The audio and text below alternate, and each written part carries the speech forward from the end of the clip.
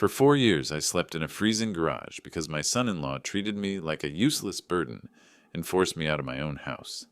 He humiliated me daily, called me his domestic homeless situation, and when my daughter wasn't home, he brought another woman and barked, "Get out, old man!" But that arrogant jerk had no idea. The old man had been silently building a plan for years. And when I finally revealed everything, he and his mistress ran away in panic, realizing they'd lost it all. Before continuing, subscribe to the channel and write in the comments what time it is in your region right now. My name is Newton Carter. I'm 67 years old, and for the past 4 years, I've been living in a garage. Not a converted garage with drywall and heating, just a regular garage in Charleston, South Carolina, where my daughter Laura and her husband Derek live. Or rather, where I thought they lived. Turns out I've been living in my own property, but we'll get to that later. I spent 40 years as an accountant at Mercer Financial Group. Numbers were my language, patience was my virtue, and attention to detail was my religion. Retired 5 years ago after my wife passed. Cancer took her in 3 months, so fast I barely had time to process it. I sold our house on James Island for $680,000. Everyone thinks I spent it all on medical bills and funeral costs. I let them think that. My daughter Laura is a nurse at Charleston General. She's 38 now, works double shifts most weeks, and has her mother's kind heart, maybe too kind. When she suggested I move in with them, I saw it as a temporary arrangement. Derek, my son-in-law, seemed agreeable enough at first. He's a real estate agent, successful one from what I could see. Drives a BMW, wears expensive suits, talks about closing deals and market opportunities at every family dinner. The first few months were normal. I had the guest room upstairs. Derek would ask about my day, Laura would cook Sunday dinners, and I'd help around the house. I even fixed their deck stairs and repainted the fence. Then the comments started. Small things, casual remarks that felt like paper cuts. You could help with utilities, Newton. You know, since you're here. Most people your age have their own place. Independence is important. My parents never needed to move in with us. They saved properly. Each comment was delivered with a smile, often when Laura wasn't around. I'm not stupid. I recognized the pattern. Derek was testing boundaries, seeing how much he could push before I pushed back. I stayed quiet. Watched, remembered every word. About a year after I moved in, Derek announced the guest room needed renovation. Just temporary, Newton. You don't mind the garage for a few weeks, right? We'll fix it up nice. I moved my belongings into the garage that weekend.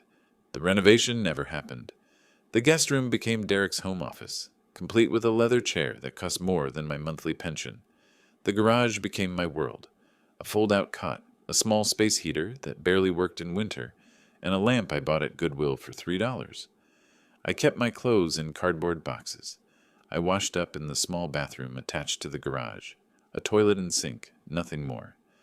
Laura apologized every time she saw my living situation, but Derek always had an excuse.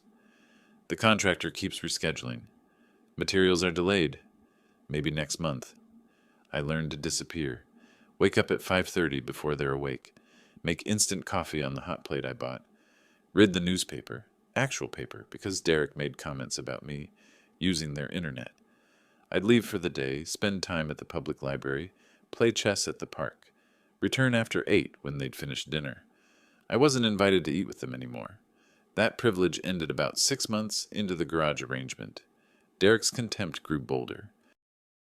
He'd forget to tell me when they were having company, so I'd walk into the house and encounter his colleagues or friends. He'd introduce me with that particular tone, friendly on the surface, dismissive underneath. "Oh, that's Newton, Laura's dad. He's staying with us for a while." The for a while became 4 years. Last Tuesday night, everything crystallized. Derek was hosting a barbecue for his real estate buddies. I came back from the library around 7, walked through to use the bathroom. 6 people on the back patio, drinks in hand, laughing at something Derek said. I nodded, tried to slip past. "Newton, come here, meet everyone." Derek's voice carried that false enthusiasm I'd learned to recognize. I approached the group. Derek's arms swept around my shoulders. The gesture looked warm, but his grip was tight. "Guys, this is my father-in-law, Newton. Been living with us for, how long now, Newton? 4 years? He laughed. He's basically our resident house guest. Or should I say garage guest? More laughter. That's where he stays, actually. We call him our domestic homeless situation. Right, Newton? The group erupted. One woman actually slapped her knee. A younger guy in a pink polo shirt raised his beer. That's hilarious, man. You're like running a charity case. Derek squeezed my shoulder. He's family, so we take care of him, even if it means sacrificing space. You know how it is with elderly relatives. They become your responsibility, whether you planned for it or not. I stood there, smiled, nodded, said nothing. But inside, something fundamental shifted. 4 years of small humiliations had built a wall I didn't realize existed. And in that moment, watching Derek perform for his audience, using my situation as entertainment, that wall cracked. Not with anger. Anger is hot and impulsive. This was cold, calculated, final. I excused myself, walked back to the garage, closed the door, sat on my cot and stared at the concrete floor. Derek thinks I'm helpless, thinks I'm broke, thinks I'm a burden he's generously tolerating. He has no idea who I really am, what I'm worth, what I'm capable of planning. And that, I realized, was my advantage. The day after the barbecue, I started documenting everything. I'd been tolerating Derek's behavior, absorbing it like some kind of punishment I deserved for being old and alone. But something shifted when he called me their domestic homeless situation. The humiliation wasn't the worst part. It was the performance of it, the entertainment value he extracted from my circumstances. I bought a small voice recorder at Walmart for $18. Nothing fancy, just functional. I started recording conversations where Derek made his comments. I photographed text messages he'd send Laura about me, ones she'd show me with apologetic eyes, not realizing I was memorizing every word. Your dad left dishes in the sink again. Can you ask your father to park further down the driveway? Newton needs to understand boundaries. My accounting career trained me to see patterns others miss. Tracking financial discrepancies for executives who thought they were clever, that was my specialty. I found errors they spent years hiding. I documented irregularities they believed were invisible. Derek assumes I'm some doddering old man who can barely manage his pension. He's never asked about my career, never asked where I worked, what I did, how I managed to afford raising a daughter on a single income. If he had asked, he might have learned I wasn't just any accountant. I was senior financial auditor at Mercer Financial Group, the third largest wealth management firm in South Carolina. I handled portfolios worth hundreds of millions. I caught embezzlement schemes. I testified in court cases. I knew how to hide money, how to move it, how to make it grow invisibly.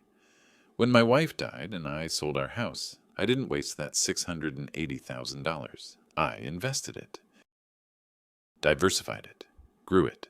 5 years of careful management turned it into something Derek can't imagine. $3 million. That's what I'm worth. Nobody knows. Not Laura, not Derek, not the other nurses at the hospital, who probably pity poor Laura, whose elderly father has to live in their garage.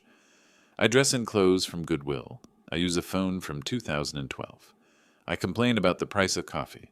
I'm the perfect picture of elderly poverty. Derek never questioned it. Why would he? I'm just the burden, the inconvenient relative, the drain on their resources and space. I started going to the Charleston Chess Society 3 times a week. It's in a small building on Meeting Street, full of retired professionals who appreciate strategy. That's where I met Gerald Foster. He's an attorney specializing in property law and estate planning. We played chess every Thursday afternoon. He won the first 3 games. I won the next 7. You think several moves ahead, Gerald observed during our 8th game. Most people react to what's in front of them. You're planning for scenarios 3 turns away. Chess is like life, I said, moving my knight into position. The most dangerous piece is the one your opponent forgot about. We talked, casually at first. I asked questions about property law, mortgage transfers, inheritance structures. Gerald shared information freely. He's the type who loves explaining his expertise. I learned about deed transfers, living trusts, property rights, and something particularly interesting, how ownership can be separated from residency rights. So theoretically, I said one afternoon, Someone could own a property but allow others to live there under specific conditions? Absolutely. It's called at owner's discretion. The owner maintains full control but grants temporary residency. Can be revoked with proper notice. Gerald captured my bishop. Why do you ask? Just curious about estate planning. Making sure my daughter's protected. He nodded, satisfied with that answer. I thought about my life before the garage. My wife and I had a small house on James Island. Nothing extravagant, but it was ours. Saturday mornings, I'd make pancakes while she read the newspaper aloud. We'd sit on the porch in the evenings, watching the sun set over the marsh. Simple happiness. Laura was our miracle. Doctors said we couldn't have children, and then at 39, my wife got pregnant. Laura inherited her mother's compassion. She became a nurse because she genuinely wanted to help people. I was proud, still am. When Laura introduced me to Derek 6 years ago, I wanted to like him. He was successful, confident, seemed to make my daughter happy. The wedding was beautiful. I walked Laura down the aisle and told her I loved her. Derek's vows talked about partnership and building a future together. I wonder when he started seeing her as something to manage rather than someone to love.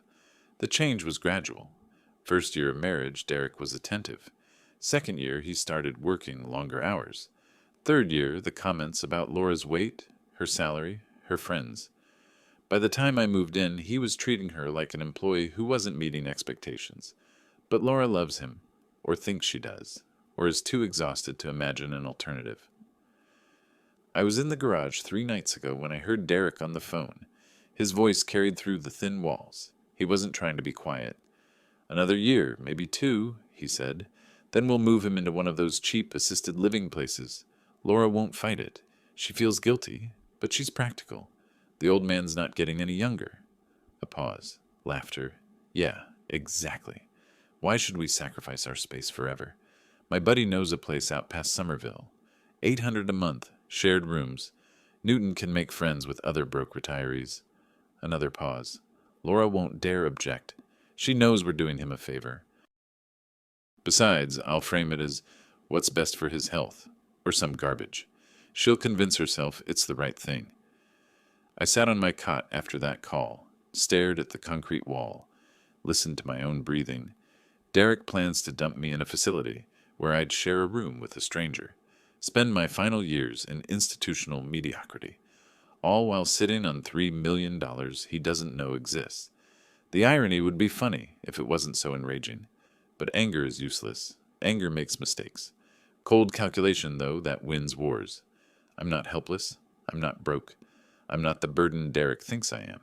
I'm the piece he forgot about. And the game is about to change. The morning after overhearing Derek's phone call, I made my first real move. Not a dramatic one, nothing that would alert him. Just a quiet trip to an office building on King Street, where a brass plaque read, Webb Investigations. Marcus Webb was a private investigator who advertised in the local paper. Former police detective, specialized in surveillance and infidelity cases. His office smelled like coffee and old files. He was 48, built like someone who still worked out, with observant eyes that reminded me of my own. "Mr. Carter," he said, shaking my hand, "what brings you in?" I laid it out plainly. My son-in-law, Derek Richardson, real estate agent. I suspected he was unfaithful to my daughter. I wanted proof. "Surveillance runs $4,500 for 2 weeks," Marcus said. "That includes photos, time logs, locations. If I find nothing, you still pay? I can't guarantee results." I pulled out my checkbook, one Derek had never seen, and wrote the amount without hesitation. Marcus's eyebrows rose slightly when he saw the account balance flash across the register. "You want discretion, I assume?" "Complete discretion? My daughter doesn't know. Nobody knows." He nodded slowly. "You're not what you seem, are you, Mr. Carter?" "Most people aren't." I stood to leave. "I'll expect your first report in 1 week." Walking back to the garage that afternoon, I felt something shift in my chest. Not excitement, something calmer. Purpose. For 4 years I'd been reactive, absorbing Derek's contempt like a sponge. Now I was proactive. Now I was hunting. Derek was home when I returned, standing in the driveway washing his BMW. He barely glanced at me. "Where have you been, Newton? Library closed today?" "Just walking," I said. "Getting exercise," he snorted. "At your age, be careful. Don't need you falling and becoming even more of a burden." He turned back to his car, whistling. "I'm $4,500 into destroying your life," I thought, "and you don't even notice I was gone." The irony was delicious. That evening, Laura came home exhausted from a double shift. She collapsed on the couch, still in scrubs. Derek was in his office, the guest room that should have been mine, talking loudly on the phone about closing a deal. I made Laura tea. She smiled gratefully. "Thanks, Dad. You're always so thoughtful." "How was work?" "Brutal. 3 patients coded. 1 didn't make it." Her eyes were red. "Sometimes I wonder if I'm making any difference." I sat beside her. "You are. Every day, you are." Derek emerged from his office. "Laura, did you pick up my dry cleaning?" She blinked. I forgot. I'm sorry, I had back-to-back surgeries. "I specifically asked you this morning. I need that suit for tomorrow's meeting." He sighed dramatically. "I guess I'll have to wear something else. Again. I'll get it first thing tomorrow." "Don't bother. The meeting's at 9. He grabbed his keys. "Going to the gym. Don't wait up." The door slammed. Laura's shoulders sagged. "He's stressed," she said quietly. "The market's tough right now." I said nothing, just held her hand and let her drink her tea. But I was watching, noticing. The way Derek never asked about her day, never acknowledged her exhaustion, never said thank you for anything she did. He treated her like hired help who kept disappointing him, and she'd normalized it, made excuses, convinced herself his behavior was justified by external pressures. I'd watched this pattern for 4 years, but now I saw it with new clarity. Derek wasn't stressed, he was selfish. He'd always been selfish. Laura was just the most convenient person to absorb his disdain. The next morning I met Gerald Foster at the Chess Society. We played quietly for 20 minutes before I spoke. "Gerald, I need to ask you something. Hypothetically." "Hypothetically." He moved his rook. "Go ahead. If someone wanted to help their daughter with her mortgage, what would be the best way?" "Depends on the goal. Refinancing can lower rates, reduce monthly payments, or you could buy the property outright and let them live there." "What if I wanted to protect her? Make sure she keeps the house no matter what happens?" Gerald studied me. "You're talking about putting the house in your name. Would that work?" "Absolutely. You'd be the primary owner. They'd have residency rights at your discretion. If anything happened, divorce, bankruptcy, whatever, the house would be protected because it's yours." He captured my night. "But the other party would need to agree. They'd have to sign off on the transfer." "What if I presented it as helping them? Lower rates, tax benefits?" "Then they'd probably agree. Most people don't read the fine print." Gerald leaned back. "Newton, are you protecting Laura from something specific?" "Just being careful," I said. "Just planning ahead." He studied me for a long moment. "You know, in chess, the best players don't just see the current board. They see the board 5 moves from now. They set traps that don't spring for several turns. Is that what I'm doing?" "I think so." He smiled slightly. "And I think whoever you're playing against has no idea they're already in trouble." That evening I approached Laura in the kitchen. She was making dinner while Derek watched television in the living room. "Laura, honey, I need to talk to you about something." She looked up, concerned. "Is everything okay?"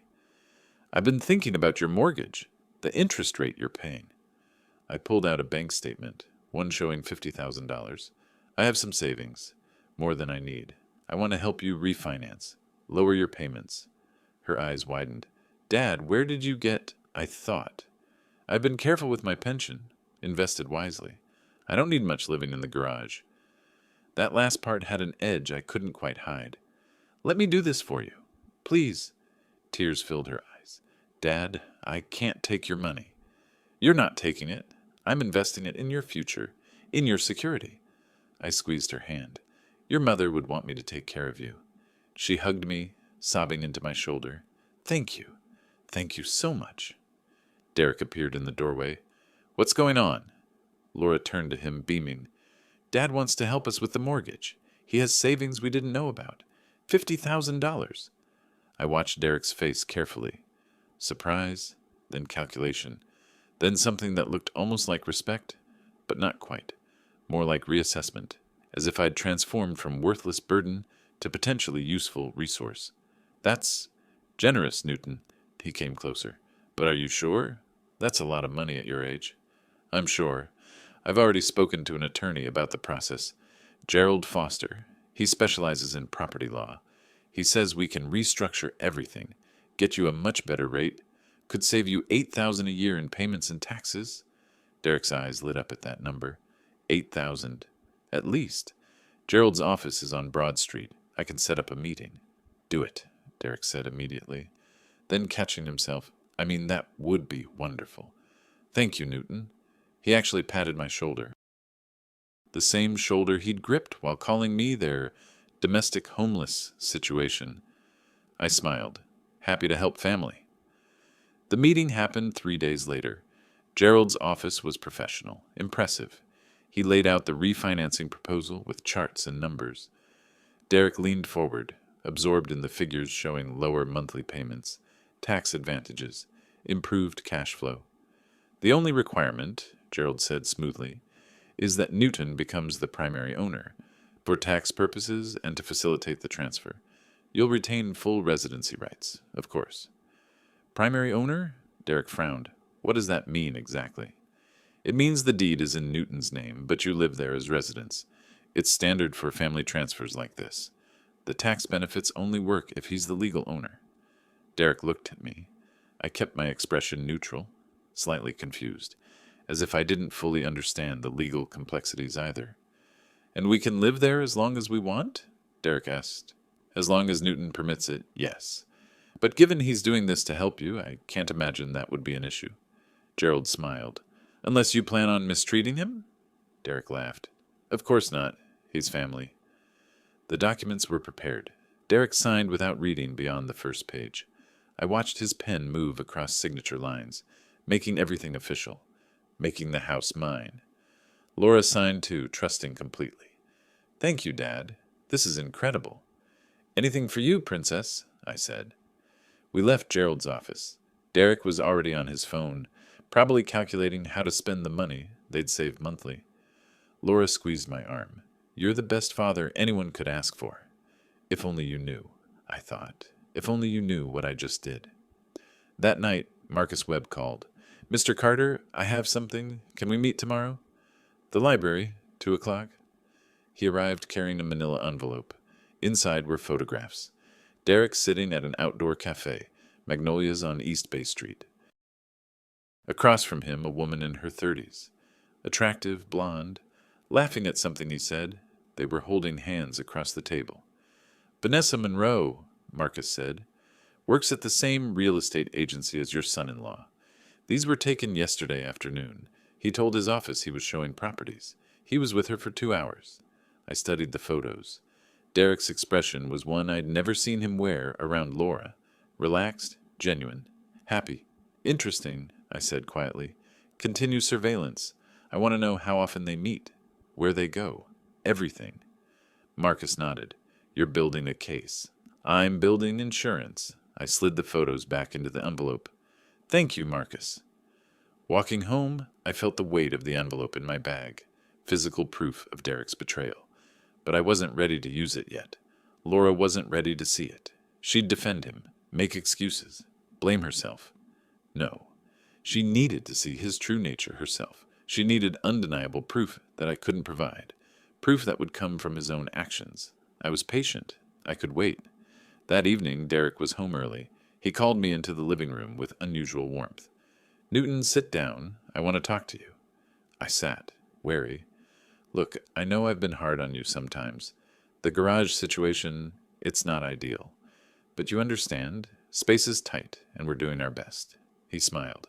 But now that you've helped us with the mortgage, I think we can rethink some things. Maybe look at fixing up the guest room properly. For you. He was lying. I could see it in the slight tension around his eyes. But I played along. That would be nice, Derek. Great. It might take a few months. Materials, contractors, you know. But we'll make it happen.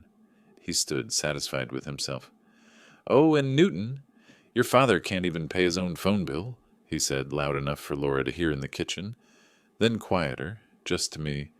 Just keeping up appearances, you understand. Don't want people thinking we're desperate for your money." He walked away, leaving me sitting there. I understand perfectly, I thought. You're keeping me in the garage while spending the savings I just gave you. You're humiliating me while benefiting from my generosity. You think I'm too weak or stupid to notice, but I notice everything, Derek, and I just became the legal owner of your house. A year passed. Spring arrived with warm winds and blooming azaleas, and my patience continued to pay dividends. Marcus Webb's reports came weekly, then bi-weekly. The pattern was clear. Derek and Vanessa Monroe met every Tuesday afternoon at Magnolia's. Sometimes they'd take walks along the Battery. Twice they'd checked into a hotel on Market Street, the kind with hourly rates and no questions asked. I paid Marcus an additional $3,200 for extended surveillance. He was thorough. He got statements from the waitress at Magnolia's who served them regularly.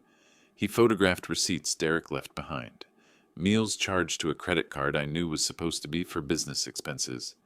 He documented everything with the precision of someone who'd testified in court before. 8 months now, Marcus said during one of our library meetings. They're not even trying to hide it anymore. He kisses her in public. I looked at the latest photos. Derek's hand on Vanessa's lower back. Their faces close together, intimate. In one shot, he was laughing at something she said, his expression open and unguarded. He never looked at Laura that way anymore. "Keep documenting," I said. "Every meeting, every location, every penny he spends on her." The money Derek spent on Vanessa came from Laura's paychecks. I saw the pattern in the household finances. Laura worked doubles and extra shifts, while Derek's income remained mysteriously static.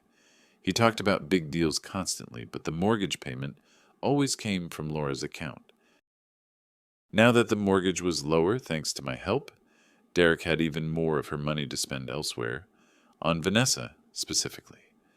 I started keeping my own ledger, every dinner at expensive restaurants, every hotel room, every gift I could track through credit card statements Laura occasionally showed me, worried about their spending. She thought Derek was being fiscally irresponsible.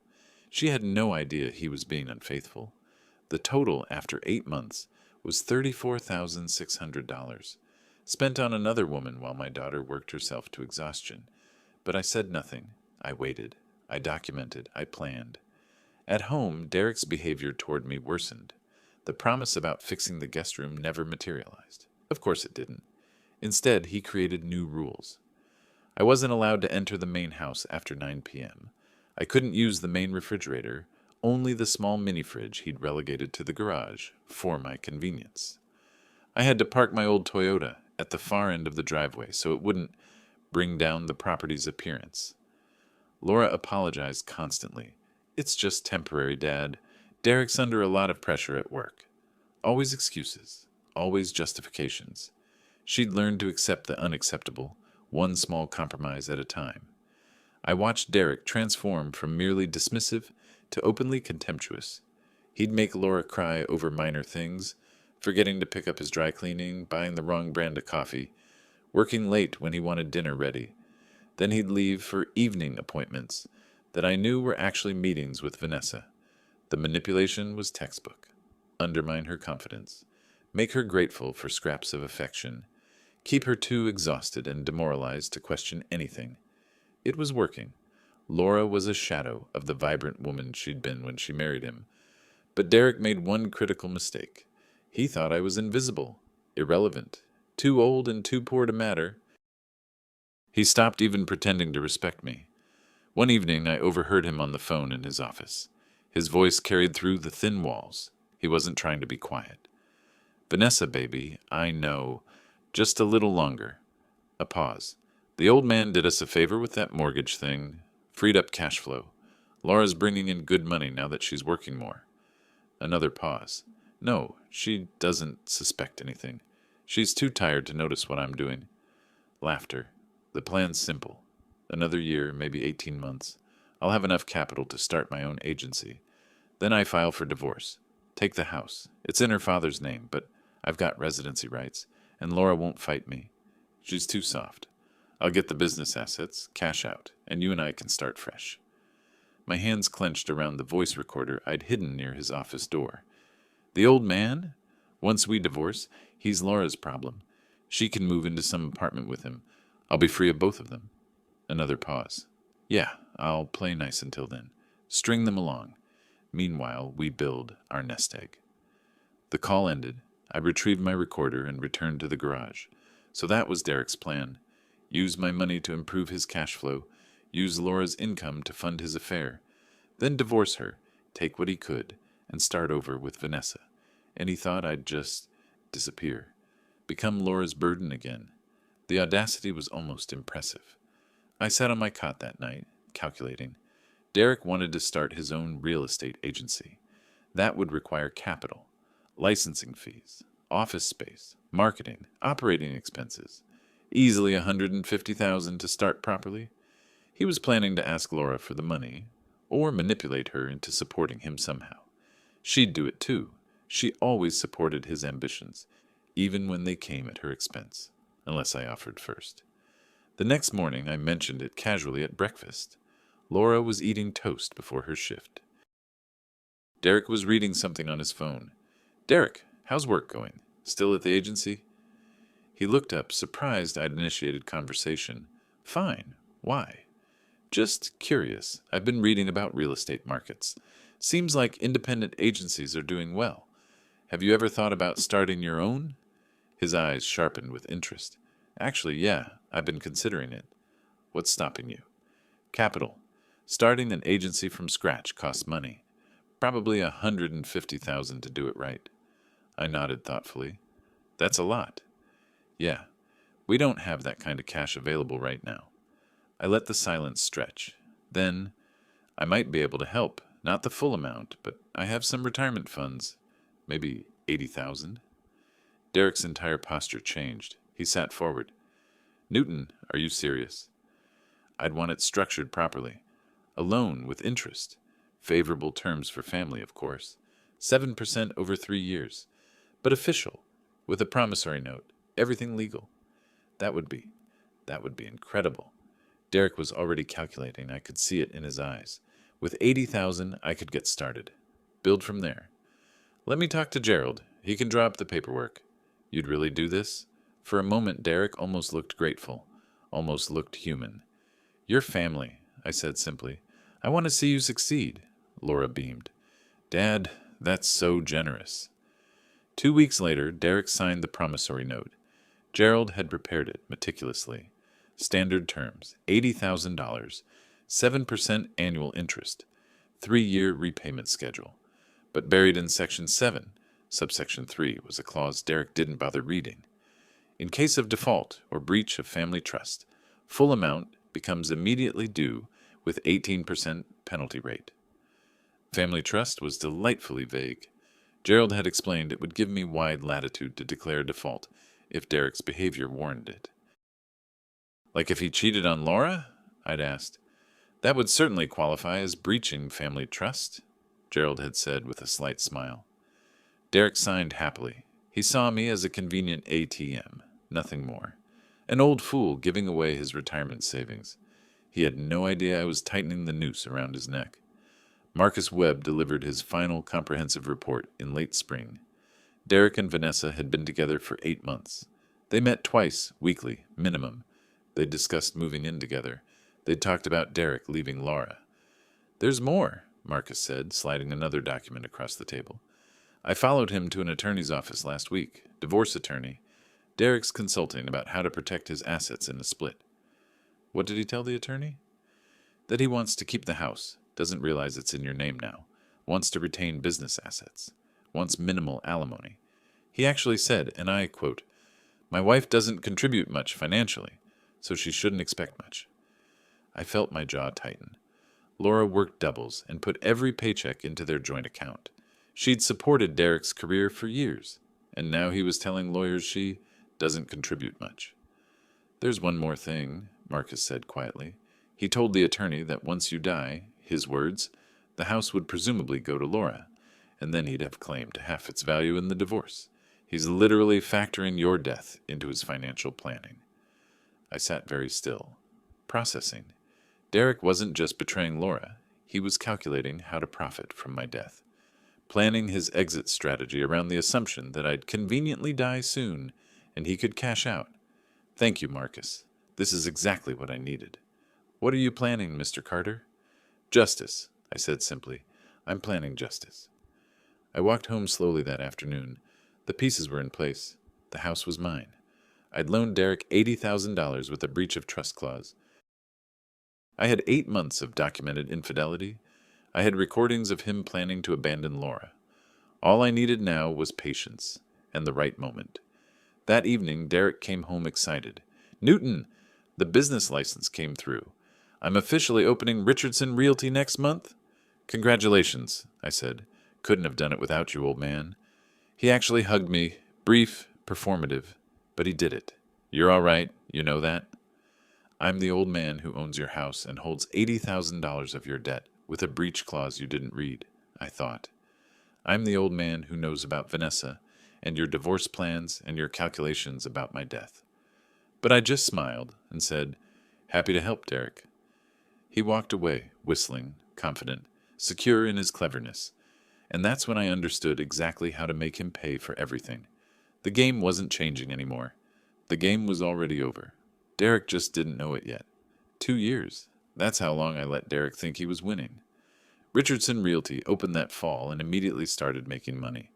Derek hired 3 agents, rented office space on King Street with exposed brick and hardwood floors, the kind of place that screamed successful startup. He was good at his job, I'll give him that. Charismatic, persuasive. He closed deals other agents couldn't. What Derek didn't know was that his anonymous investors, who'd provided the additional capital, $220,000, weren't anonymous at all. I'd created an LLC called Coastal Holdings SC through Gerald Foster's office. The paperwork was impeccable. The investment contract was clear. Whoever held the majority stake controlled the business. Derek owned 40%. Coastal Holdings owned 60%. Derek thought he'd found sophisticated investors who liked his business model. He never thought to dig deeper, never wondered why they asked so few questions, never questioned why the terms were so generous. He should have questioned everything. I continued playing the poor old man in the garage. My routine didn't change. Up at 5:30, instant coffee, library during the day, return after dark. I even started cleaning the garage at 6 every morning because Derek complained about the smell when he pulled his BMW in at night. You need to keep this place cleaner, Newton, he'd say, not even looking at me. I shouldn't have to smell your living space when I park my car. Of course, Derek. Sorry about that. Laura worked herself to exhaustion. Double shifts turned into triple shifts. She'd come home at 2 in the morning, collapse on the couch, still in scrubs, and Derek would wake her an hour later, complaining she hadn't made breakfast. I watched him systematically destroy her self-worth. Little comments, constant criticism, making her feel like she could never do enough, be enough, earn enough. And every Tuesday, like clockwork, he met Vanessa Monroe at Magnolia's Cafe. Marcus Webb's reports continued arriving, 47 photographs over 3 years. Derek and Vanessa holding hands, kissing, checking into hotels. The affair wasn't even subtle anymore. They were planning a future together. Derek was planning to take everything from Laura and give it to Vanessa, except there was nothing to take, because I owned it all. In late autumn, Marcus brought me something particularly interesting. Derek had consulted with a divorce attorney, a man named Raymond Pierce, who specialized in protecting assets during separations. He wants to keep the house, Marcus said, sliding me a copy of Pierce's notes. Wants to argue that since it's the marital residence, he should retain it. He's planning to claim Laura can't afford the mortgage on her salary alone. I read through the notes carefully. Derek had told Pierce that I'd die soon. The old man's got maybe a year. He's failing. And when I did, the house would presumably transfer to Laura, making it marital property subject to division. He was planning his strategy around my death, calculating how to profit from it. There's more, Marcus said. He told Pierce, and I quote, The old man's worthless anyway. The wife's not much better. Once I get clear of both of them, I can finally start living the life I deserve. I sat very still, reading, processing. 4 years of humiliation, 4 years of sleeping in a garage, 4 years of being called worthless, useless, a burden. And now Derek was actively planning to steal from Laura, abandon her, and profit from my anticipated death. The cold fury I felt wasn't anger anymore. It was something more refined, more focused. Thank you, Marcus. This is exactly what I needed. But I didn't move yet. I continued waiting, watching, documenting every new offense. Derek's treatment of me worsened. He instituted new rules. I couldn't enter the main house after 9 p.m. I couldn't eat food from the shared refrigerator, only what I bought myself and stored in the mini fridge in the garage. I had to park my Toyota at the far end of the driveway, partially on the street, because he didn't want it lowering the property's curb appeal. You understand, Newton, he'd say with that smile that never reached his eyes. We're trying to maintain standards here. I understood perfectly. Laura apologized constantly. She'd sneak me leftovers when Derek wasn't looking. She'd wash my clothes with theirs when he was at work. She tried, in small ways, to make my situation bearable. But she was exhausted, beaten down, too tired to fight. In winter, Marcus delivered his final report. Derek had formally retained Raymond Pierce. He was planning to file for divorce in spring. The strategy was clear.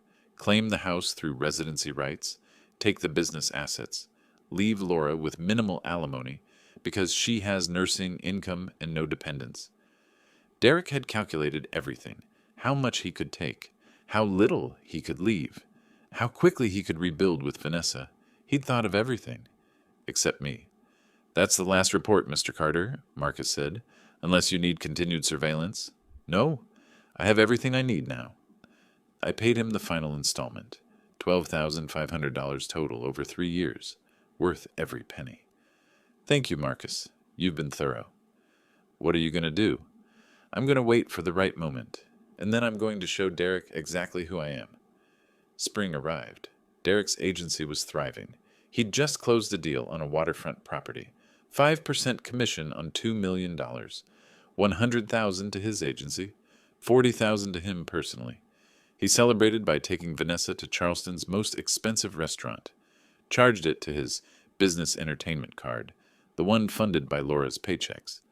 That same week, Laura mentioned she was going to a medical conference, 3 days in Atlanta, nursing education credits. You should go, I told her. You deserve a break. Derek immediately perked up when he heard, 3 days? That's great, honey. You need the professional development. I saw the calculation in his eyes. 3 days alone. 3 days with Vanessa. 3 days without pretending. Laura left on a Tuesday morning. She hugged me goodbye in the garage. Take care of yourself, Dad. I'll bring you back something nice. You too, Princess. Derek left for work 2 hours later. His BMW disappeared down Magnolia Street. I sat in the garage, waiting, playing chess online against opponents who had no idea they were competing against a 67-year-old man plotting revenge from a converted living space. I was 3 moves from checkmate in my game when I heard it. Derek's BMW, returning early. 8 p.m., earlier than usual. But he wasn't alone. I heard 2 car doors close, voices, laughter. Through the small garage window, I watched Derek and Vanessa walk to the front door. She was blonde, attractive, younger than Laura. She wore heels and a dress that cost more than my monthly pension. They were holding hands. They went inside my house, the house I owned, the house Derek thought was his, and closed the door. I continued my chess game, moved my queen, waited. 30 minutes later, someone knocked on the garage door. I opened it. Derek stood there, Vanessa visible behind him in the doorway to the house. She looked uncomfortable. Derek looked entitled. Hey, Newton, he said casually. We need some privacy tonight. Why don't you take a walk? Maybe grab dinner somewhere. Come back in a few hours? I looked at him, really looked at him, at the man who'd spent 4 years treating me like garbage, who'd stolen from my daughter, who'd calculated how to profit from my death. You want me to leave? I said quietly. Yeah, just for a bit. You know, give us some space. He smiled. You understand. Behind him, Vanessa shifted uncomfortably. Derek, maybe... It's fine, Derek said, not looking at her. He doesn't mind. Do you, Newton? This was it. The moment I'd been waiting for. The moment Derek's arrogance peaked. The moment he'd pushed too far. I smiled. Actually, Derek, I do mind. His expression shifted, confusion, then annoyance. What? I mind very much. In fact, I think you should leave. Both of you. Right now. Derek laughed. Actually laughed. What are you talking about, old man? This is my house. You live here because we let you. Now get out for a few hours, or what? I interrupted. My voice was still quiet, but something in my tone made him stop. You'll throw me out? Evict me from my own property? Your property? Derek's laugh had an edge now. You're delusional. This house is mine and Laura's. You're just... I pulled out my phone, opened the documents Gerald Foster had prepared, turned the screen toward Derek. This house at 847 Magnolia Street has been in my name since September 2021. You signed the transfer papers yourself. I'm the primary owner. You and Laura have residency rights at my discretion. I paused, and my discretion just ended. The color drained from Derek's face. He grabbed for my phone, but I pulled it back. That's not... You can't... He fumbled for his own phone. Called someone. His hands were shaking. I watched him talk to what must have been his attorney. Watched his face go from red to white to gray. Watched reality crash into his delusions. He lowered his phone slowly. That's impossible, he whispered. It's very possible. Gerald Foster handled the paperwork. Very thorough man. You should have read what you signed, Derek. I smiled. You have 48 hours to vacate. After that, I'll involve law enforcement. You can't do this. Laura doesn't know about Vanessa yet, but she will. I turned to Vanessa, who'd gone pale. Did you know Derek's married? That he's been using his wife's money to pay for your dinners? Your hotels? Vanessa's eyes widened. She looked at Derek. You said you were separated. I am. Practically. Derek grabbed her arm. Vanessa, don't... But I wasn't done. And your business, Derek? Richardson Realty? 60% of it belongs to Coastal Holdings, SC. I smiled. That's me. I'm Coastal Holdings. I invested $220,000 through an LLC, plus the $80,000 I loaned you. I did the math aloud. With the breach of trust penalty, you bringing another woman into my house while cheating on my daughter definitely qualifies. You owe me $314,400. Due immediately. Derek's mouth opened. No sound came out. He looked like a man watching his entire world collapse. It was the most satisfying sight I'd seen in 4 years. Derek stood frozen in the doorway, his phone hanging limply in his hand. His face had gone through several colors in the past minute. Red to white to a kind of grayish-green that reminded me of old meat. His mouth kept opening and closing, but no words came out. Just small gasping sounds, like a fish drowning in air. Vanessa stepped back from him. Derek, what is he talking about? This isn't... Derek's voice came out strangled. Newton, you don't understand. This is a misunderstanding. There's no misunderstanding. I kept my voice level, almost conversational. Watching Derek unravel was better than any amount of shouting could have been. You have 48 hours to remove yourself from my property. I suggest you start packing. This is insane, Derek's voice rose, cracking on the last word. His hands were trembling, actually trembling. I could see sweat beading on his forehead despite the cool evening air. You can't just... Laura will... This is her home. Laura's home is secure. Yours isn't. I glanced at Vanessa, who was backing away slowly, her heels clicking on the driveway. Leaving so soon? She looked at Derek with something between pity and disgust. You told me you were getting divorced. You said you were separated. You said... Her voice hitched. You said a lot of things. Vanessa, wait! Derek lunged toward her, but she was already running to her car. A silver Lexus, probably leased with money that should have gone to his marriage. Her tires squealed as she backed out of the driveway. Derek whirled on me. The shock was fading now, replaced by anger. His face flushed red, veins visible in his neck. You planned this. You manipulated everything. You tricked me into signing those documents. I didn't trick you, Derek. I offered to help with your mortgage, offered to invest in your business. You were so busy seeing me as a worthless old man that you didn't bother reading what you signed. I tilted my head. That's not manipulation. That's you being careless. I'll sue you. I'll prove you coerced me. Took advantage of an elderly situation. His words were tumbling out faster now, desperate, searching for any strategy that might work. I'm the elderly one in this scenario, Derek, and I have documentation of every agreement, every signature, every transaction. Gerald Foster made sure of it. All legal, all voluntary, all signed by you. I paused. And I have something else. His eyes narrowed. What? 3 years of surveillance, 47 photographs of you with Vanessa, recordings of your conversations about divorcing Laura, financial records showing you spent $34,600 of Laura's money on your affair, credit card receipts, hotel bookings, everything.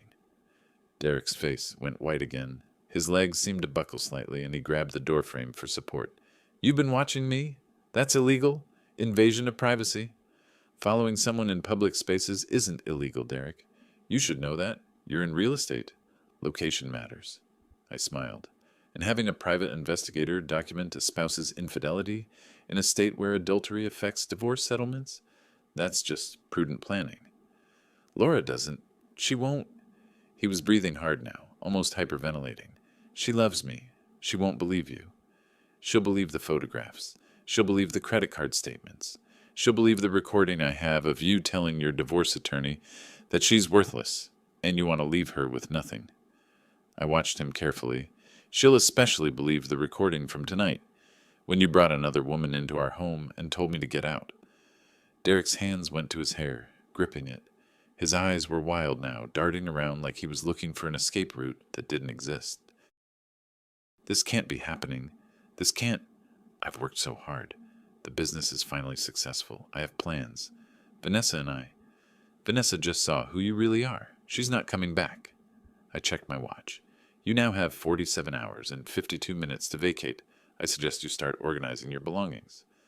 I have nowhere to go. The words came out as almost a wail. Derek's carefully maintained composure was completely gone now. His expensive suit looked rumpled.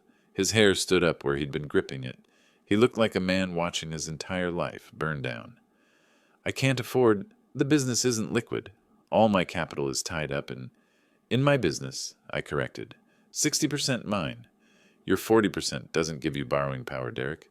And with the debt you owe me, $314,400, you couldn't buy out your own share if you wanted to. He stared at me. Understanding was dawning slowly, like watching a very dim light bulb flicker to life. You're taking everything. I'm taking what's mine. The house was always mine. The business is majority mine. The money you borrowed was mine. I met his eyes. I'm just reclaiming my investments. Laura will hate you for this. When she finds out you destroyed her marriage? I didn't destroy your marriage, Derek. You did. Every Tuesday at Magnolia's Cafe, every hotel room, every lie, every time you made her feel worthless while spending her money on another woman. My voice hardened. Every time you made her apologize for your cruelty. Every time you made her cry. I didn't. But the words had no conviction. He knew what he'd done. You called me worthless for 4 years, made me sleep in a garage, told your friends I was your charity case, planned your financial future around my death. I stepped forward. But I'm not worthless, Derek. I'm worth $3 million. I owned you from the moment I decided to act. And you never even noticed. Derek's legs gave out completely. He sank to his knees on the driveway. His breathing was ragged. For a moment, I thought he might cry. Please, he whispered. Newton, please. I'm sorry. I'll apologize to Laura. I'll end things with Vanessa. I'll treat you better. I'll fix the guest room. You can live in the house. Please. I looked down at him. This man who'd terrorized me with small cruelties for years, who'd methodically destroyed my daughter's self-worth, who'd stolen from her and lied to her and planned to abandon her. Now he was on his knees, begging, and I felt nothing. No triumph, no satisfaction, just cold certainty. No, I said simply. Newton. 47 hours and 49 minutes, Derek. The clock is ticking. I turned to walk back to the garage, then paused. Oh, and Derek? When Laura gets home from her conference, I'm going to show her everything. Every photograph, every receipt, every recording. She's going to know exactly who you are and what you've done. His face crumpled. She'll be destroyed. She'll be free. I looked at him one last time. Freedom is worth the pain of truth. I went under the garage and closed the door, sat on my cot, listened to Derek sobbing outside, actual sobs, the sound of a man who'd finally realized he'd lost everything. I'd waited 4 years for this moment. 4 years of humiliation and cold nights and being treated like garbage. 4 years of watching my daughter suffer while her husband betrayed her. And now it was done. Derek thought he could erase me, make me disappear, use me and discard me. But the piece everyone forgets about on the chessboard, the one they overlook and underestimate, that's the piece that delivers checkmate. Outside, I heard Derek's car start, heard him drive away, probably to find Vanessa, who wouldn't answer his calls, probably to find a lawyer who couldn't help him, probably to find anyone who could save him from what he'd done to himself. But there was no saving Derek, because in 47 hours, Laura would come home, and then the real reckoning would begin. The next 48 hours moved like a controlled demolition. I watched Derek's world collapse in slow motion, one structural support at a time. He didn't come back that first night. I slept better than I had in years. Actually slept, dreamless and peaceful in my garage cot. The irony wasn't lost on me. My last night in this space, and it was my most restful. The following morning, Derek's BMW pulled into the driveway. He looked like he hadn't slept at all. His suit from the previous night was wrinkled, his hair uncombed, his eyes red and swollen. He avoided looking at the garage as he went into the house. I heard him making phone calls, frantic calls. His voice carried through the thin walls. He still hadn't learned to be quiet. "Raymond, I need you to fight this. There has to be something. A loophole, a technicality. He tricked me." A pause. "What do you mean the documents are legal? He's an old man. He manipulated—" Another pause, longer. "But that's not— I can't just leave. This is my home." I smiled, sipping my instant coffee. Raymond Pierce, the divorce attorney Derek had consulted about leaving Laura with nothing, was apparently explaining that Newton Carter had done nothing illegal. Everything was documented, everything was signed, everything was enforceable. The irony must have been delicious for Raymond, too. Gerald Foster called me mid-morning. "Newton, I've filed the eviction paperwork with the Charleston County Court. The sheriff will serve Derek this afternoon. He'll have until 6 p.m. tomorrow to vacate." "Thank you, Gerald." "Newton?" His voice was warm. "This was the most elegant legal strategy I've seen in 30 years of practice. You built this case with the precision of a master craftsman."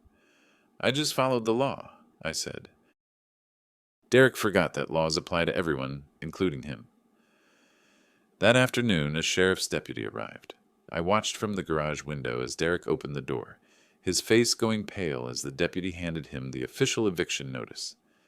"You have until 6 p.m. tomorrow, July 19th, to vacate the premises," the deputy said formally. "Any belongings remaining after that time will be considered abandoned property." Derek took the papers with shaking hands. The deputy left. Derek stood in the doorway, reading the notice over and over, as if repetition might change the words. Then he saw me watching from the garage. His face transformed, shock giving way to pure rage. He stormed toward me. "This is your fault. You ruined everything. I gave you a place to live, and this is how you repay me? You gave me a garage, Derek, and humiliation, and 4 years of contempt." I stayed calm. "I gave you opportunities. You signed documents without reading them. That's not my fault. That's yours. Vanessa won't answer my calls. She blocked my number." His voice cracked. "She won't even talk to me. Vanessa learned you were lying to her, that you're married, that you spent your wife's money on your affair." I tilted my head. What did you expect? Loyalty? I was going to leave Laura for her. We had plans. Vanessa had plans with a man who didn't exist, a man who was free, honest, and wealthy. You're none of those things, Derek. You're married, deceitful, and $314,000 in debt to me. His hands clenched into fists, but he didn't swing. Even in his rage, he wasn't that stupid. Assaulting me would only make his legal situation worse. "I'll fight this. I'll prove you coerced me. You'll lose." I met his eyes. "And you'll spend money you don't have on lawyers who will tell you the same thing Gerald told you last night. You signed everything voluntarily. No coercion, no fraud. Just your own arrogance and carelessness." He stood there, breathing hard, his face flushed. Then he turned and walked away. But I knew he wasn't done. Derek was desperate, and desperate people make mistakes. That evening I called Marcus Webb. Derek might try something. He's cornered. Want me to keep an eye on him? Please, just until Laura gets home tomorrow.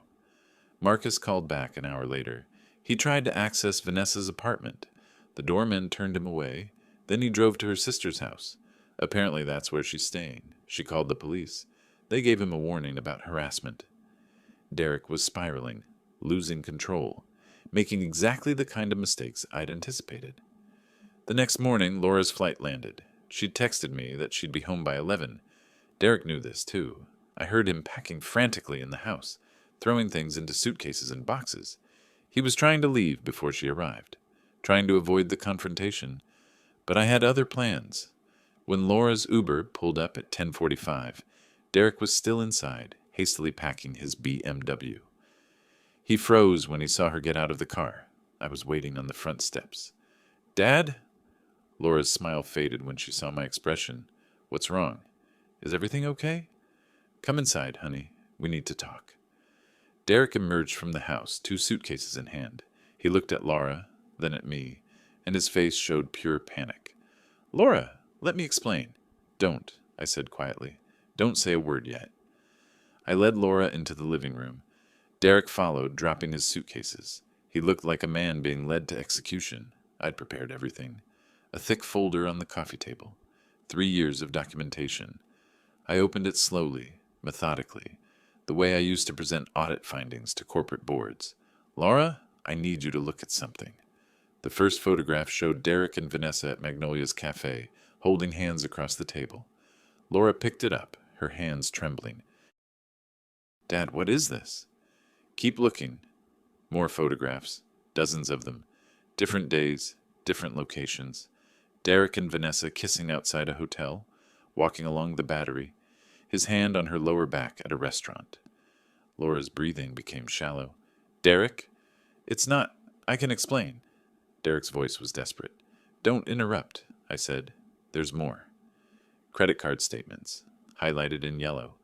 Dinner at Charleston Grill, $240. Hotel room at the Francis Marion, $315. Jewelry from Krogan's, $860.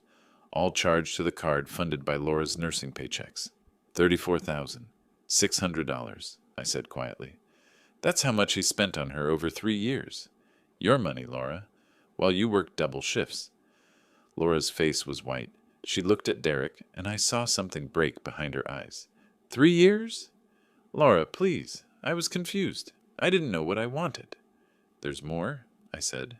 I pulled out my phone, played the recording. Derek's voice, clear and distinct. "The old man's worthless anyway. The wife's not much better. Once I get clear of both of them, I can finally start living the life I deserve." Laura flinched like she'd been struck. "End this." I played the recording from 2 nights ago. Derek's voice. "Hey, Newton, we need some privacy tonight. Why don't you take a walk?" Vanessa's voice in the background. "Derek, maybe..." Derek's voice sharp. "He doesn't mind. Do you, Newton?" Laura stood up slowly. Her hands were shaking. She turned to face Derek, and her expression was something I'd never seen before. Not sadness, not hurt, rage. "Get out," she whispered. "Laura, if you'd just listen..." "Get out!" Her voice exploded through the room. "Get out of this house right now.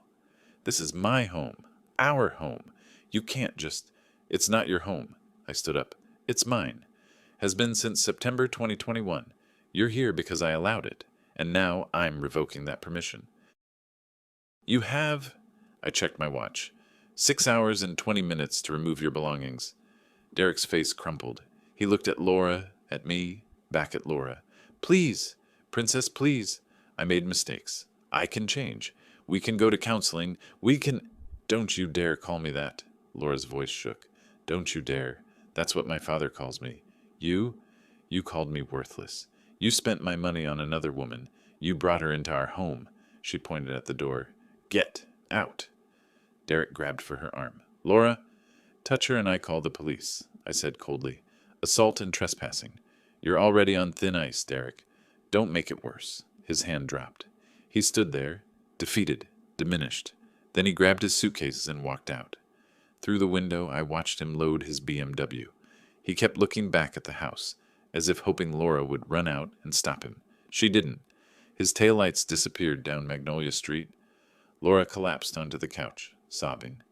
I sat beside her, held her hand, said nothing. Sometimes there are no words, only presence. That evening, Marcus Webb sent a text.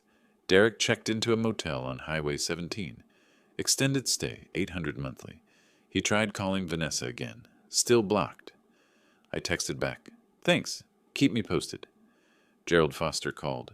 Newton, I've taken the liberty of filing paperwork to transfer Richardson Realty to Carter Properties, LLC.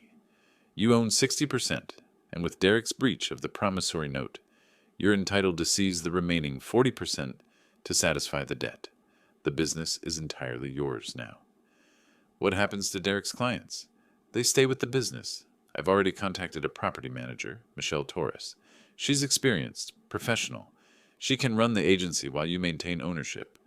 Perfect. Laura was still crying softly on the couch. I made her tea, covered her with a blanket, sat with her until she fell asleep from exhaustion. The house was quiet. For the first time in 4 years, it felt peaceful. Derek was gone. The reckoning had begun. The following weeks moved faster than I expected. Derek tried to fight back. Of course he did. Desperate men don't go quietly. 3 days after his eviction, Laura filed for divorce. I went with her to the attorney's office, bringing my 3 folders of documentation. Her attorney, a sharp woman named Patricia Holmes, reviewed everything with increasing satisfaction. This is the most comprehensive evidence I've seen in 15 years of family law, Patricia said. Mrs. Richardson, with this documentation, you're entitled to an at-fault divorce on grounds of adultery. In South Carolina, that significantly affects asset division and alimony. Laura nodded, numb. She was still processing everything, still cycling between grief and rage. The good news, Patricia continued, is that there are essentially no assets to divide. The house is in your father's name. The business was majority owned by his LLC. Your husband has no grounds to claim anything. What about my retirement account? Laura asked quietly. I have about $42,000 saved. Protected. It's in your name only. He has no claim to it. Patricia smiled slightly. Your father built you a fortress, Laura. Derek can't touch you financially. That same week, Derek made his first move. He called Laura 17 times in 2 days. She didn't answer. He started leaving voicemails. First apologetic, then angry, then desperate. Laura, please, we can fix this. I love you. I made a mistake, but we can work through it. Then, you're listening to your father, aren't you? He's manipulating you. Can't you see that? He's always hated me. Then, fine. If this is how you want it, I'll fight back. You think you and your father can just take everything? I'll sue. I'll prove this was all fraud. Laura finally blocked his number, but Derek wasn't done. He hired an attorney, not Raymond Pierce, who'd wisely declined to represent him, but a younger lawyer named Thomas Bradford, who apparently specialized in complex financial disputes. Bradford filed a motion claiming Newton Carter had engaged in financial elder abuse of himself by investing his own money in Derek's business, and that the promissory note's penalty clause was unconscionable and unenforceable. Gerald Foster called me, and I could hear the amusement in his voice. Newton, Derek's attorney just argued that you abused yourself financially. I've never seen that legal theory before, and I don't think it's going to work. What do? We file a response.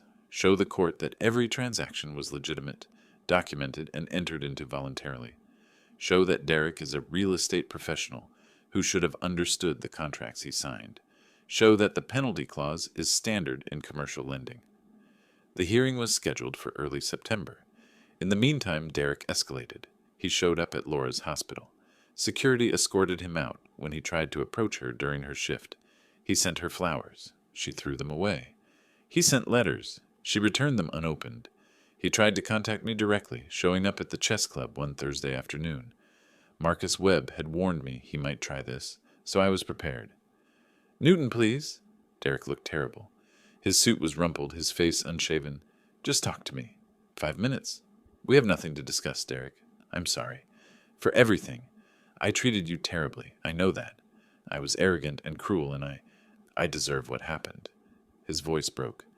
But please, don't destroy me completely. I have nothing. I'm selling cars for minimum wage. I'm living in a motel. I have $47,000 in credit card debt. Please. I looked at him. Really looked at him. This man who'd made my life miserable for 4 years. Who'd systematically destroyed my daughter's self-worth. Who'd stolen from her and lied to her and planned to abandon her. Now he was begging for mercy, and I felt nothing. No satisfaction, no pity. Just cold assessment. You're not destroyed, Derek. You're experiencing consequences. There's a difference. I'll do anything. I'll apologize to Laura publicly. I'll pay you back somehow. Just don't take the business. It's all I have left. It was never yours to begin with. I owned 60%. You breached the contract. The law is clear. The law? His voice rose. You manipulated everything. You planned this. You used my arrogance against me. I used your choices against you. You chose to humiliate me. You chose to cheat on Laura. You chose not to read contracts before signing them. Those were your decisions, Derek, not mine. You could have just told Laura about Vanessa. You could have warned her. But you didn't. You let her stay married to me while you built your trap. His eyes were wild. What kind of father does that? The accusation stung, but I kept my voice level. The kind who knows his daughter well enough to understand she needed undeniable proof. If I'd told her about Vanessa without evidence, you would have convinced her I was lying. You would have said I was jealous, that I wanted to break you up, that I was trying to control her life. She would have believed you because that's what you trained her to do. Derek opened his mouth, then closed it. He knew I was right. I gave her truth she couldn't deny. I continued. Photographs, financial records, recordings, evidence so overwhelming that you couldn't manipulate your way out of it. That's what a father does when his daughter is being destroyed by a man who claims to love her. Derek slumped. I did love her. Once. Love doesn't humiliate. Love doesn't steal. Love doesn't plan to abandon someone while calculating how to profit from it. I stood up. You loved your image of success. Laura was just a convenient prop. He didn't argue. Just sat there, defeated. The hearing is in 2 weeks, I said. Your attorney will lose. The business will transfer completely to me. I'll sell it. I've already found a buyer. You'll get nothing from the sale because your 40% stake is collateral against your debt to me. What about my clients? The relationships I built? They're staying with the business. Carter Properties, LLC, run by someone competent. You're erasing me. No, Derek, you erased yourself. 4 years ago when you decided I was worthless. I'm just cleaning up the damage you caused. I walked away, leaving him sitting there. The hearing came. Gerald Foster presented our case with surgical precision. Every document, every signature, every transaction, all legal, all voluntary, all enforceable. Derek's attorney, Thomas Bradford, argued that the penalty clause was excessive, that the business investment was predatory, that Newton Carter had taken advantage of Derek's trust. The judge, a woman in her 60s named Judith Morrison, listened to everything, reviewed the documents, then delivered her ruling. Mr. Richardson, you're a licensed real estate professional with over 10 years of experience. You signed these contracts voluntarily. You had ample opportunity to review them with your own legal counsel, which you chose not to do. The penalty clause, while steep, is clearly stated and not unconscionable. Mr. Carter's investment in your business was at your request. I find no evidence of fraud, coercion, or undue influence. She looked directly at Derek. Furthermore, the evidence shows you engaged in conduct that specifically triggered the breach of trust clause, adultery, financial misappropriation of marital funds, and plans to divorce your wife while claiming assets that weren't yours. The penalty is enforceable. Case dismissed. Derek's shoulders sagged. Bradford whispered something to him, but Derek just shook his head. Outside the courthouse, Laura was waiting. She'd taken the day off to be there.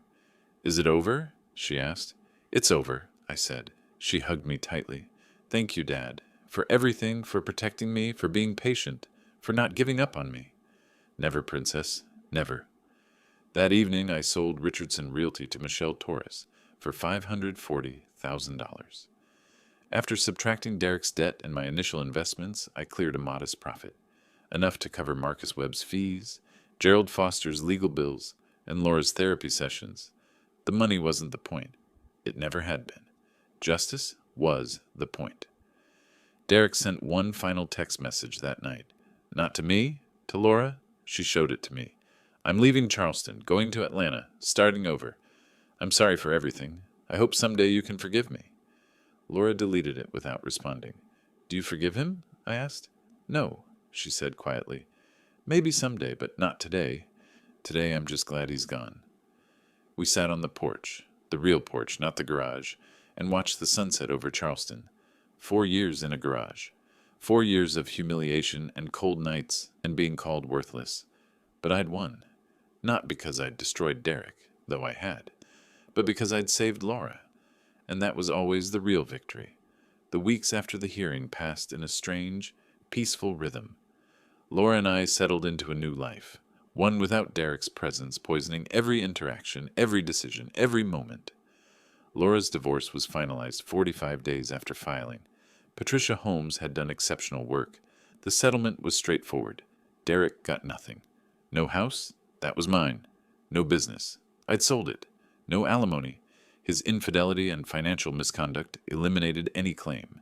He walked away with exactly what he deserved, nothing but the consequences of his choices. Laura started therapy. I paid for 8 sessions at $185 each, a small price for helping my daughter heal from 4 years of psychological abuse. Her therapist, Dr. Elizabeth Hammond, was excellent. Within weeks, I could see Laura standing straighter, speaking with more confidence, smiling more easily.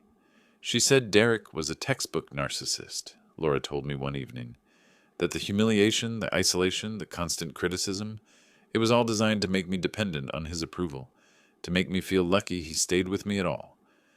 You were never lucky to have him, I said. He was lucky to have you. And he threw it away. She squeezed my hand. Thank you for not giving up on me, even when I couldn't see what was happening. I moved out of the garage. Finally, after 4 years, I packed up my fold-out cot, my cardboard boxes of clothes, my $3 lamp from Goodwill. Laura and I converted the space into what it should have been all along, a workshop. I set up a proper workbench, organized shelving, space for my gardening supplies. The guest room upstairs became my bedroom, a real bedroom with a real bed, with heat and dignity. Laura insisted on paying half the household expenses, not because she had to, the house was mine, but because she wanted to.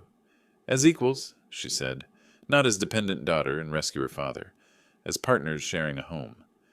I agreed. Pride and independence mattered. She'd earned both. In October, Laura started bringing someone around. Andrew Collins, a physician at Charleston General. He was 42, divorced 5 years, no children. Kind eyes, good laugh. Asked intelligent questions about accounting and chess and gardening. He treated Laura with obvious affection and respect, the kind Derek had never shown. The first time he came for dinner, I watched him carefully, looking for warning signs, red flags, manipulation tactics. But Andrew was simply decent. He complimented the meal Laura made, asked about my roses, listened when we talked, didn't interrupt, didn't demean, didn't control. After he left, Laura asked, "So, what do you think?" "I think he's real," I said. "That's rare," she smiled. "It is, isn't it?" Marcus Webb called with updates about Derek and Vanessa. I hadn't asked for them, but Marcus seemed to enjoy keeping tabs on the aftermath of his investigation. "Vanessa lost her job," Marcus reported. "Her husband sent evidence of the affair to their real estate agency. They terminated her employment. She's filed for divorce, but her husband's attorney is brutal. She's losing the house, most of the assets.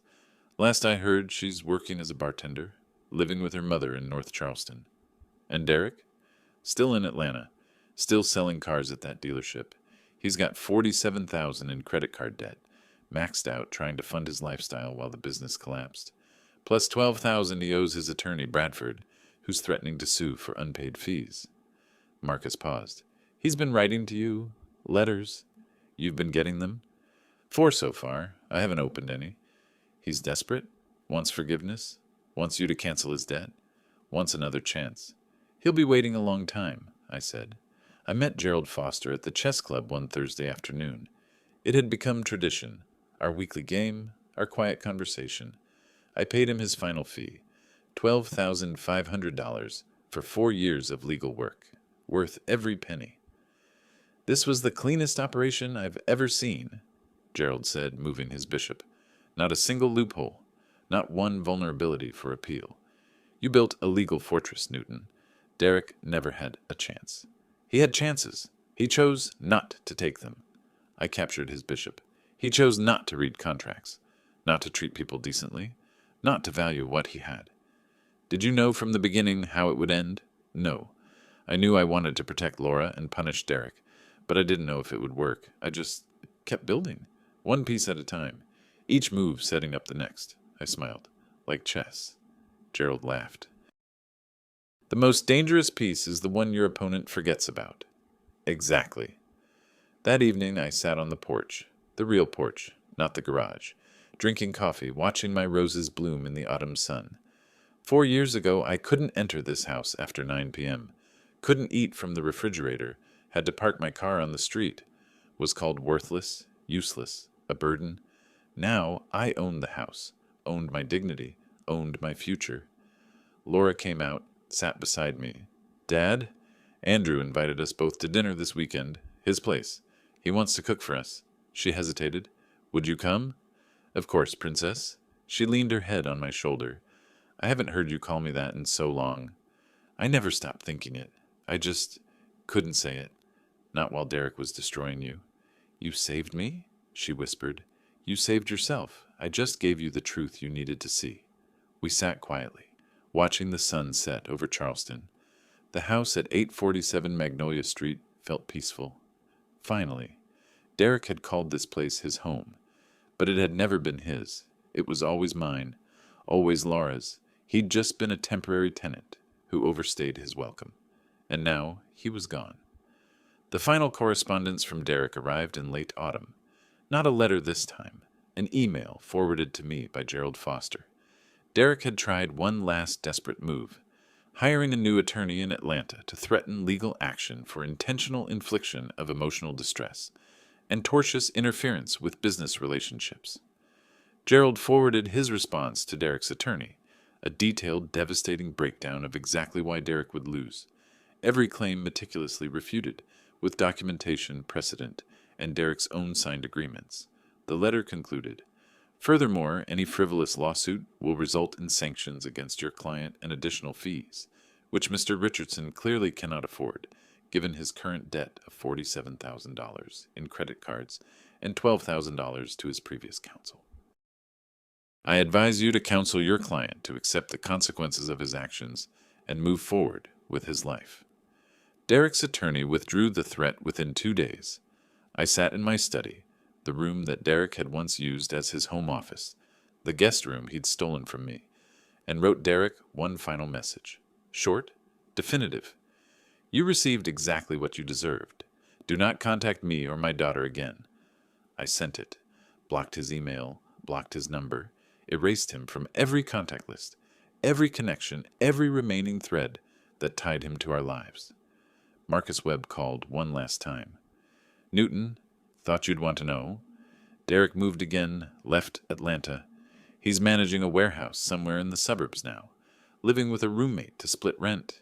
His credits destroyed, filed for bankruptcy last week. A pause. Vanessa's story isn't much better. Lost her house in the divorce, working 2 jobs. Her ex-husband made sure everyone in Charleston's real estate community knows what she did. She's burned those bridges. Thank you, Marcus, for everything. You know what's interesting? I've investigated hundreds of cases. Cheating spouses, financial fraud, custody disputes. This is the first one where the person being wronged actually won, completely. Usually there's compromise, settlement, some middle ground. But you dismantled him piece by piece. Legally, methodically, perfectly. I just played the game according to the rules. Derek didn't bother learning them. That's what made it beautiful, Marcus said. Every move you made was legal. Every trap was set with his own signed consent. He defeated himself. The most dangerous piece is the one your opponent forgets about, I said, smiling. I updated my financial portfolio that afternoon. After all expenses, Marcus's fees, Gerald's fees, Laura's therapy, the costs of executing my plan, I had $2,847,000 remaining. Less than I'd started with, but I considered it an investment in justice, worth every dollar. Laura got engaged that same week. Andrew proposed over dinner at our house, the house where she'd suffered, but also where she'd healed. He asked my permission first, which I appreciated. Traditional, but respectful. I know Laura's been through something terrible with her ex-husband, Andrew said. I promise you, I'll never be that man. I'll treat her with the respect and love she deserves. Every day. If you don't, I said calmly, you should know that I'm very good at protecting my daughter. He smiled nervously. I've heard the stories. I promise there will be no need. Then you have my blessing. The wedding was planned for spring. Laura was radiant in a way I hadn't seen in years. The heaviness that Derek had placed on her shoulders was gone. She walked lighter, laughed easier, dreamed bigger. One Sunday afternoon, Andrew came over. I was on the porch, my favorite spot now, tending to my roses. He joined me, asked if I'd teach him about gardening. Then he asked if I'd teach him chess. We set up the board on the porch table. I showed him the basic moves, the fundamental strategies. He learned quickly, asked good questions. Newton, he said during our third game, can I ask you something about what happened with Derek? You can ask. How did you do it? How did you stay so patient, so calculated? For 4 years you lived in a garage, took his abuse, and just waited. How? I moved my knight into position. In chess, the best players don't react to what's happening right now. They plan for several moves ahead. They see the board their opponent can't see yet. And Derek couldn't see it? Derek saw an old man in a garage, worthless, helpless. He saw what he wanted to see. He never looked deeper. I smiled. The most dangerous piece on the board is the one your opponent forgets about. I let him forget about me. Let him underestimate me. And while he was busy being arrogant, I was building the checkmate he never saw coming. Andrew studied the board. That's brilliant. Ruthless, but brilliant. Not ruthless. Just. There's a difference. I captured his queen. Derek made choices. He chose to humiliate me. Chose to cheat on Laura. Chose to steal from her. Chose not to read the documents he signed. Every consequence he faced came from his own decisions. And Vanessa? Same. She chose to participate in destroying a marriage. Chose to believe Derek's lies without questioning them. Chose to mock an old man trying to protect his daughter. I paused. I didn't create their suffering. I just removed the shields, protecting them from the consequences of their actions. Andrew nodded slowly. You gave them justice? Exactly.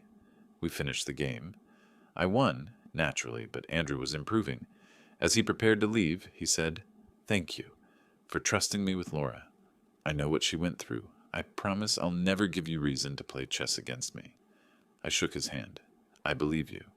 But if you ever do, remember what you learned today. I'm very good at chess. He laughed nervously. I'll remember. After he left, Laura came out to the porch. She'd been watching from inside. You scared him a little, she said, smiling. Good. Healthy fear keeps men honest.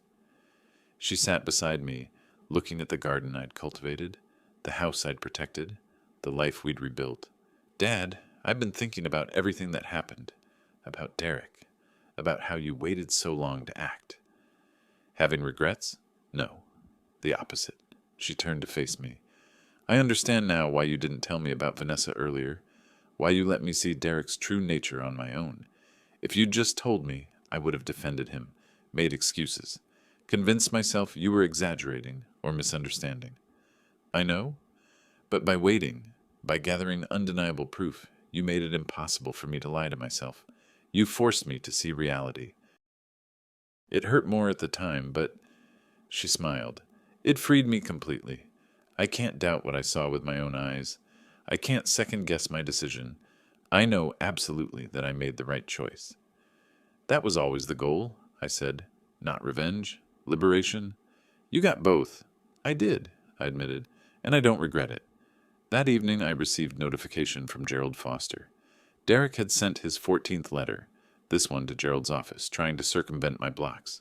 Gerald had refused to forward it, instead sending Derek a cease and desist letter, threatening harassment charges if he continued. I didn't respond, didn't acknowledge. Derek was a closed chapter, a story that had ended exactly as it should. I stood in my study, my real study in my real house, and looked at the framed photograph on my desk.